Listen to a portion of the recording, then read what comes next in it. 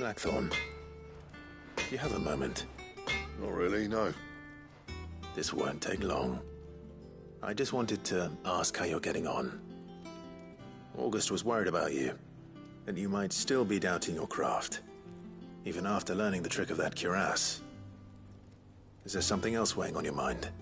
Perhaps sharing your thoughts might help. That bastard's like a dog with a bone. Still, you've got a keen eye, I'll give him that. He's just, well, Karen showed me something. Something I've never seen before. And that was? A sword. An odd-looking thing with a single-edged blade. The metal itself wasn't anything to write home about, but fuck me, the edge on it. You could slice a man clean in two with a weapon like that, and he'd be halfway home before he even realised he'd been cut. So that's what's troubling you? No. Not troubling me exactly. More distracting. Can't stop thinking, how do you get an edge that sharp? It's driving me mad. And if you knew how to do it, we could arm the curse breakers with even better blades. That's about the size of it, yeah. I'll see what I can find out. Sharper swords are always welcome. And we can't have our master blacksmith being distracted. You're a soft touch, you know that. But I can't say I'm not grateful for it. Good luck, eh? Thank you. Let's see what Karen knows about this sword.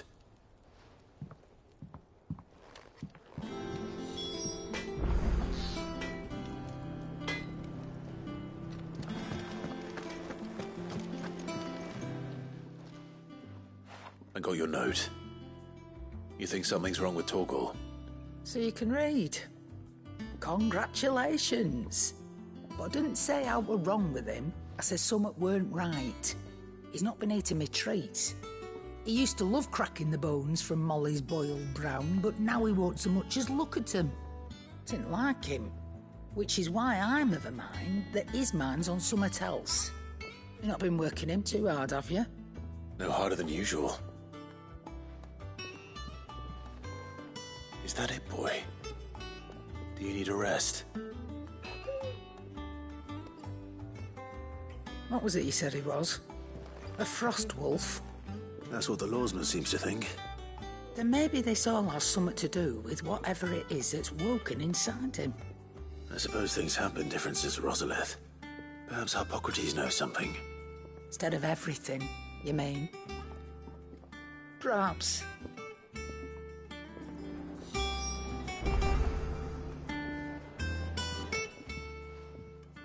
You're looking well, Karen. What do you want? Out with it. I want to know about the sword you showed Blackthorn. Single-edged and extremely sharp. Running around after him again, are you? I suppose I am, yes. But I need to help him find out how to work an edge like that. It's driving him to distraction. Little wonder, I suppose. There's not many like that make it as far as the twins, and those that do go straight into private collections. Which made it nice and easy finding a buyer. Can you tell me who bought it? Where is it now? You think I tell people who my clients are? Suppose you're not likely to go nicking him off me, are you now? Fine. If you stop mooning at me like that. Lord Ignac's the man you want. Dalmekian bloke. Collects weapons and the like. And he's got more money than sense, which is why he's one of my favourite clients. Reckon he'll still be at the inn in Dalamil, where I left him. Thank you, Karen. Oh, and he's a touch eccentric, if you take my meaning. I appreciate the warning.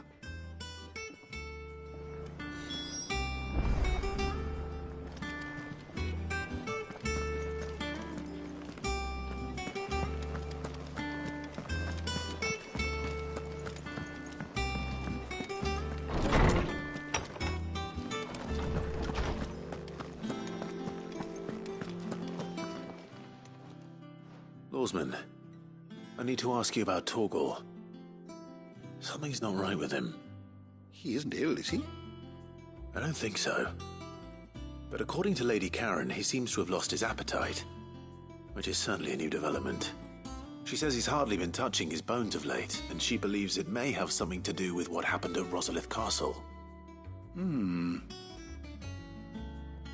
rather think she might be right, though not about his appetite. All canids are instinctively inclined to crack open bones for the rich marrow that resides within, and I see no reason why a frostwolf should be any different.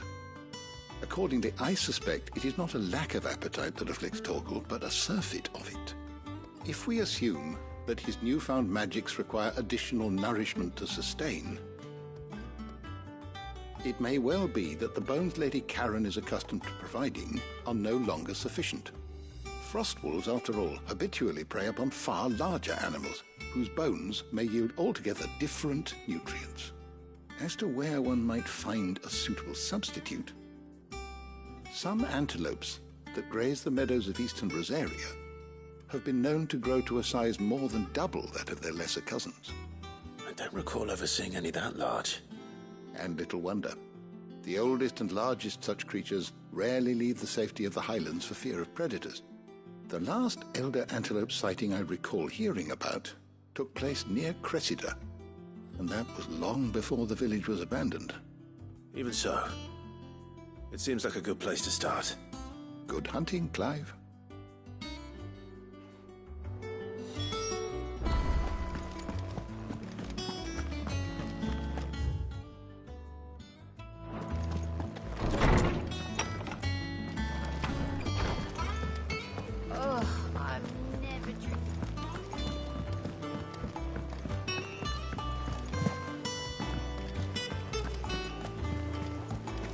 Is that the thing Tomes helped with? Mid told me she was building a ship.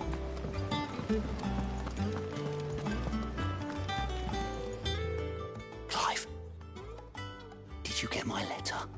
That's why I'm here. Shh. Otto won't be listening.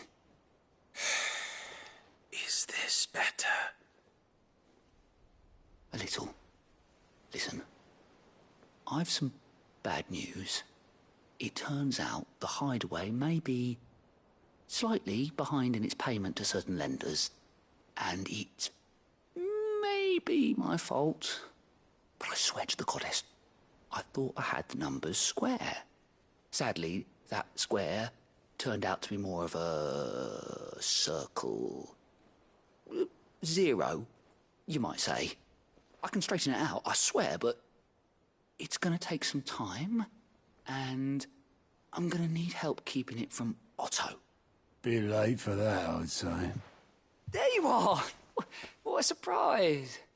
So let me get this straight. You forget to pay our lenders what they're due, and instead of coming straight to me, you get Clive to come to you. And I hope he'll dig you out of the hole you've dug for yourself. Clive, the man in charge of the place you've been cheerfully trying to bankrupt. And you thought this was a cunning plan. Why? Well, who needs paying? Oh, just Martha. And the dame. And, well, Lady Karen. But only 500 talents. We owe 3 of our most trusted friends 5 million gil. Each. 5 million each. They lent us the bulk of the money we used to rebuild the hideaway, you see, and, well, I must have made some sort of oversight. Those ledgers were my responsibility, and it was my decision to entrust them to you. This is my fault. Do we have that much to hand? I can always ask my uncle. No, we don't. And no, you won't. We've lightened Lord Rosfield's purse enough. After the king's ransom we had off him, he deserves better than to see our begging bowl. Besides, we'll need to learn to stand on our own if we're gonna make this work. All right. But that doesn't mean you have to shoulder the burden yourself. Is there anything I can do to help? There might be. How'd you fancy taking these to Martha and the dame? Rocks. Rocks, he says. Worth 1,000 talents apiece, these are. little something Sid and I set aside for when times got lean. And I reckon 15 million in overdue debt probably qualifies. I just hope our associates' eyes are a bit more discerning than yours. I'm sure there will be. Should be me making the rounds, really. But you know how it is with this place. Orders to bark, arses to wipe and all that. I know. Which is why I don't mind going in your place. Go. Do you know why I only gave Master Clive here 2 star rubies? Because you'd rather Lady Karen killed me. Because I'd rather Lady Karen killed you. Yes. Well, I suppose this is goodbye then. Don't worry. I'm sure Karen will understand. Really? Do you think so? No, I don't.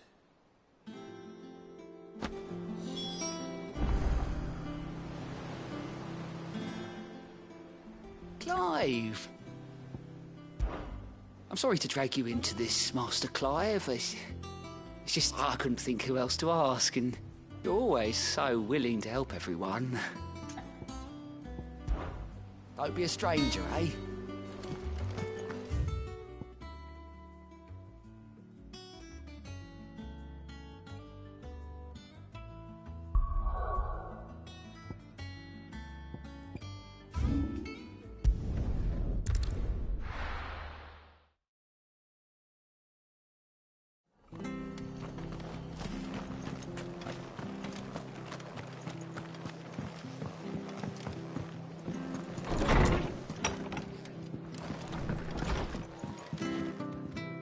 Clive, we weren't expecting you.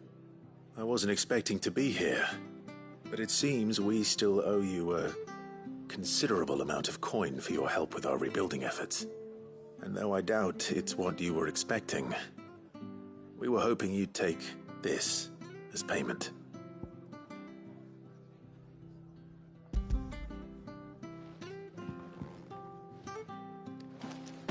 A star ruby? I can't accept this. It's worth at least twice what you owe me. More if you can find yourself the right buyer. Think of the difference as interest. Interest?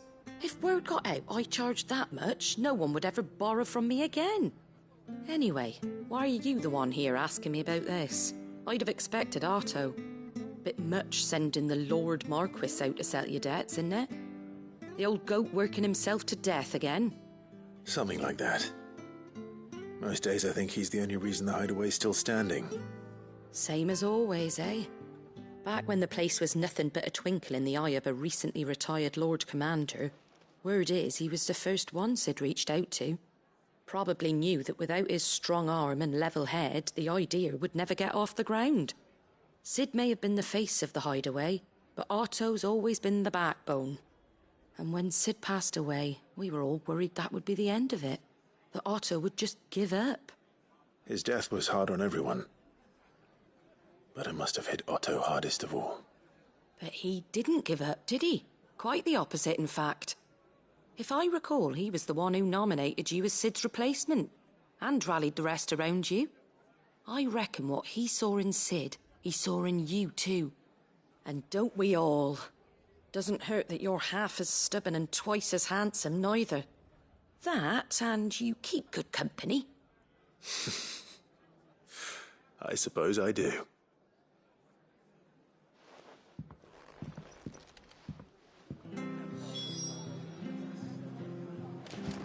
Suppose now I have to find someone who can actually afford a star ruby.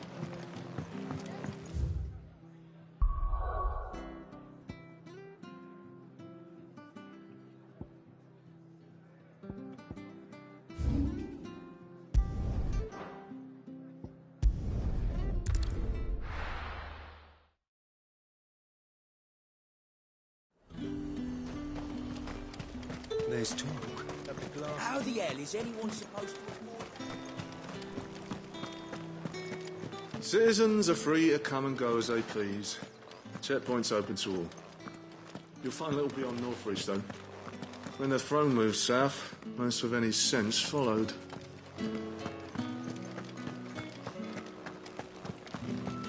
Did you hear? The gates to heaven were reached by someone. Or something. The steward was in town earlier looking for men to come and repair it. But no one was keen to help. I want to see you again. What am I going to do without sweet water and oil of talc? Still no caravan from the Dominion's perfumeries yet, then? Milady, I come bearing gifts. Gifts? Whatever is the occasion.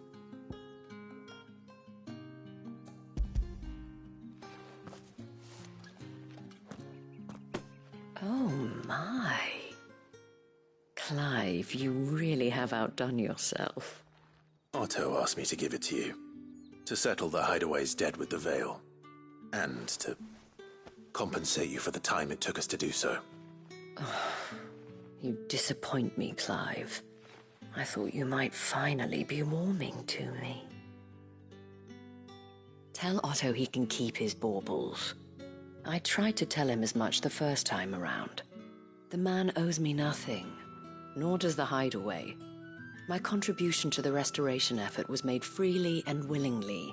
It was the least I could do. You once told me Sid did you a kindness. I'd like to do the same. Please, accept it. For my sake. And for Otto's. For all of us. For all you've done. It is rather fetching, isn't it? Very well. Otto is lucky to have you, Clive. I doubt anything could ever replace his son. But you and the others at the Hideaway are the closest thing he has to family. Otto had a son.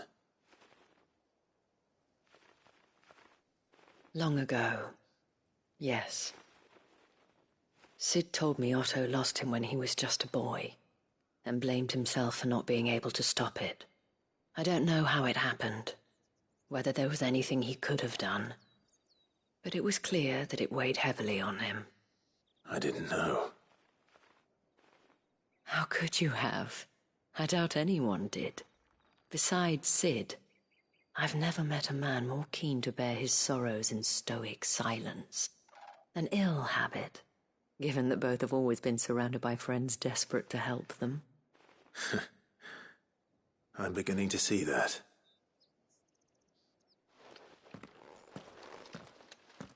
Go will want to know the stones were delivered. If he's still with us.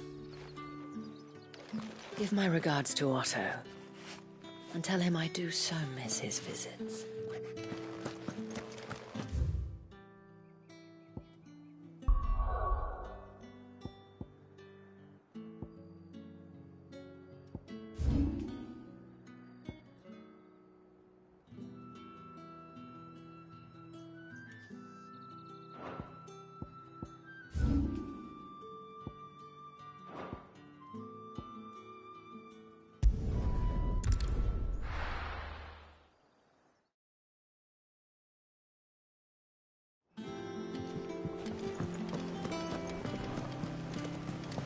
Is that the thing Tomes helped to build? Mid told me she was building a ship. Is that you done, then? Mid's not roped you into building the rest of the board, has she?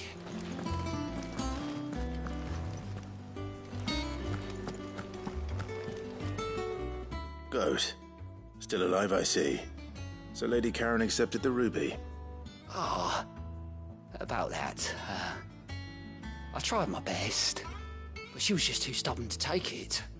She threw it right back in my face, in fact, and told me I could stick my stupid stone where the sun don't shine. Karen refused payment. I hope it wasn't something I said. I'm sure you were as tactful as ever. Let me see what I can do. Oh, wonderful. I hope you have better luck than I did.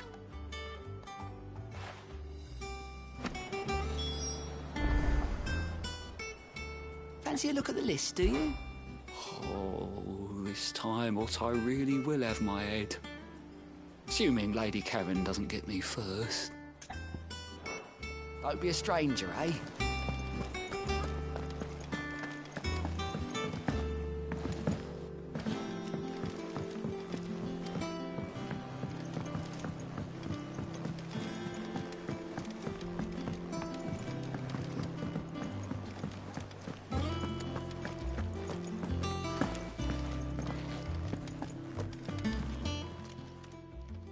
Lady Karen, Goad tells me you weren't happy with our offer. Would you prefer the debt was repaid in coin? What debt? I don't recall lending any of you lot me hard-earned gil. I may have tossed a talent or two in the Hideaway's coffers, but those were donations, and you can hardly call it charity if you go asking for it back. Of course not. But one good turn deserves another, and our circumstances have changed. Surely you wouldn't shun the gratitude of a pauper who happened to have become a prince. Oh, so you're a prince now, are you? Fine. But I'm selling it and taking what I'm owed, then you're getting the rest whether you like it or not.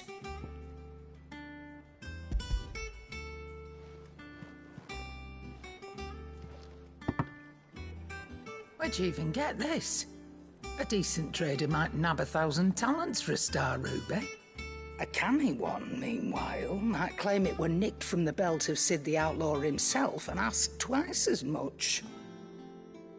Might be I already have a buyer in mind. Might be you even know her. A fine continental maid whose beauty's only eclipsed by a guile in commerce. You wouldn't mind, would you?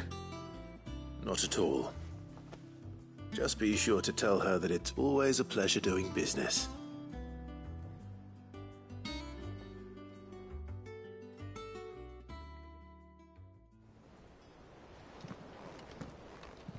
I hear you ended up delivering all 3 stones. Thanks to this lump. I sometimes wonder what I pay you for. Speaking of which, I still haven't been paid last month's wages. Oh, so you remember what's owed to you then? Get your ass behind that disc of yours and don't get up before those ledgers are square. Right away.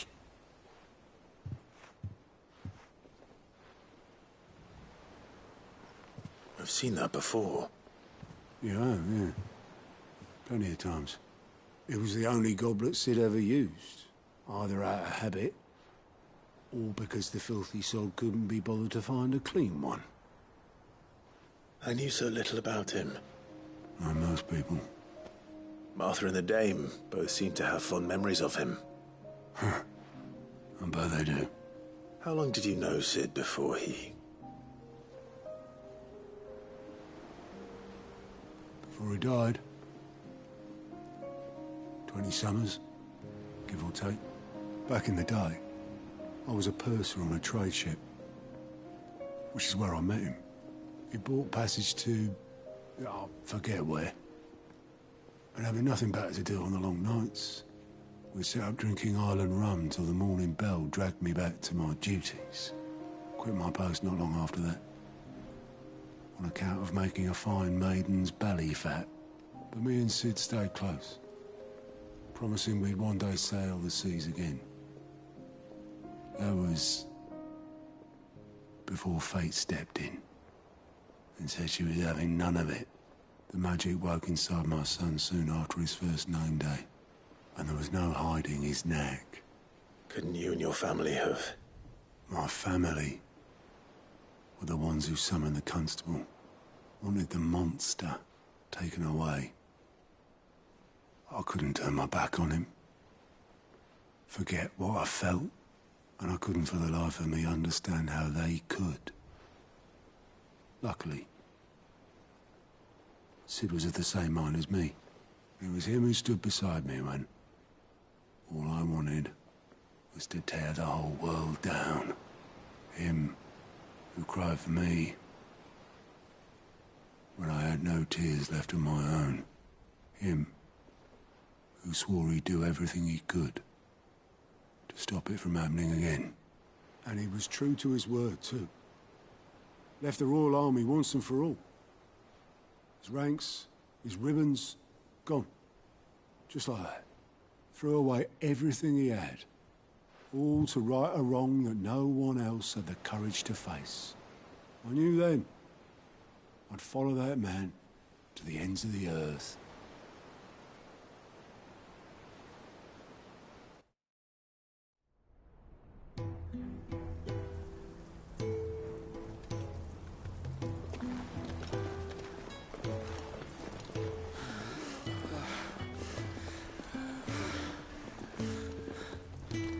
He was always too clever for his own good, was Sid.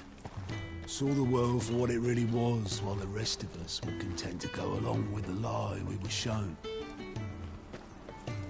And it can't have been easy, bearing that burden alone.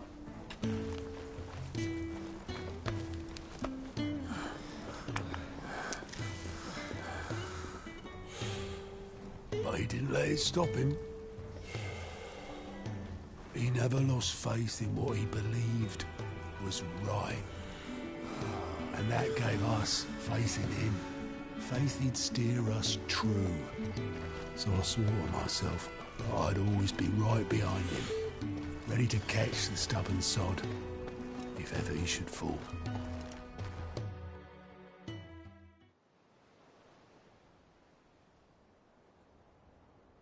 But I couldn't even do that.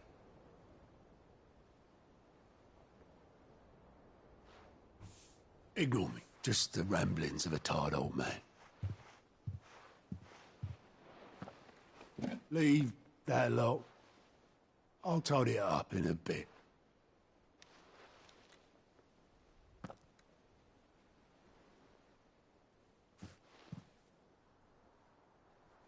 This is Sid's handwriting.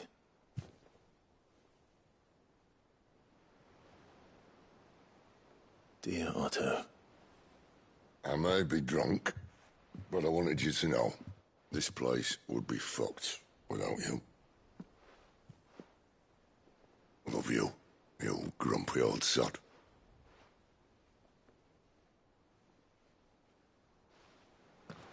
This note. What about it?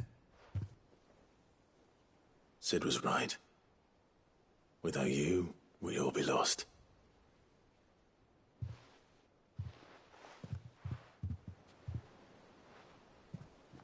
He should have bloody well said so then. Just once. Before he went. But then, why would he? Him, or anyone? I'd only have told him to piss off.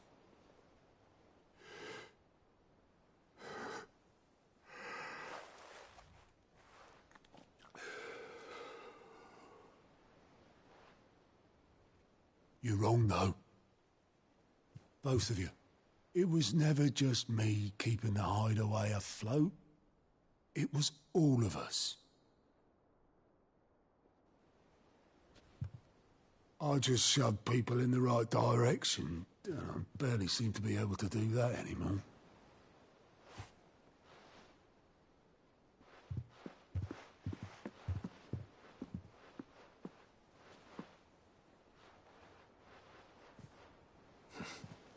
Would you rather go at the helm? Well, maybe I've got a few more years left in me. I'm going to hold you to that, Otto. Before you go, Sid would have wanted you to have this. But that's... This'll do me just fine.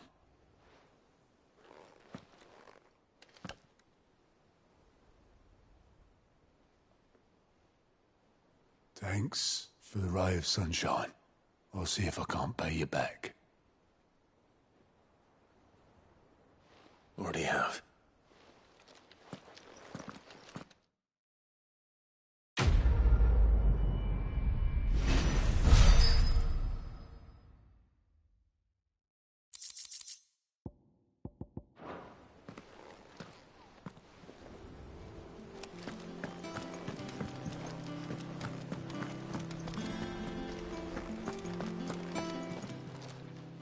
fancy a look at the list, do you?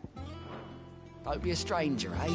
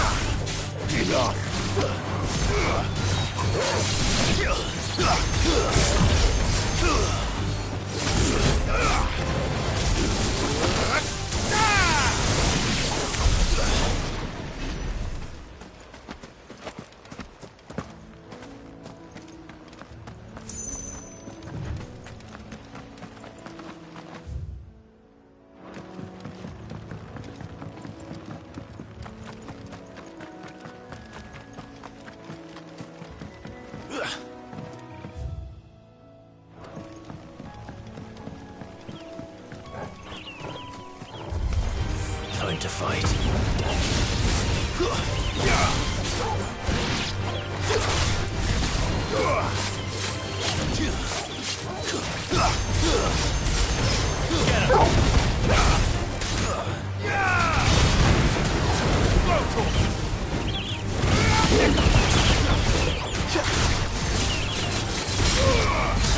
Get him!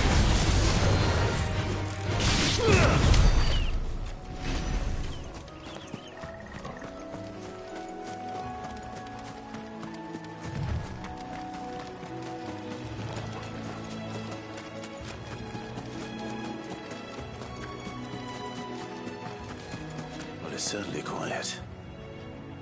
If I were a giant antelope, it would seem like just the place.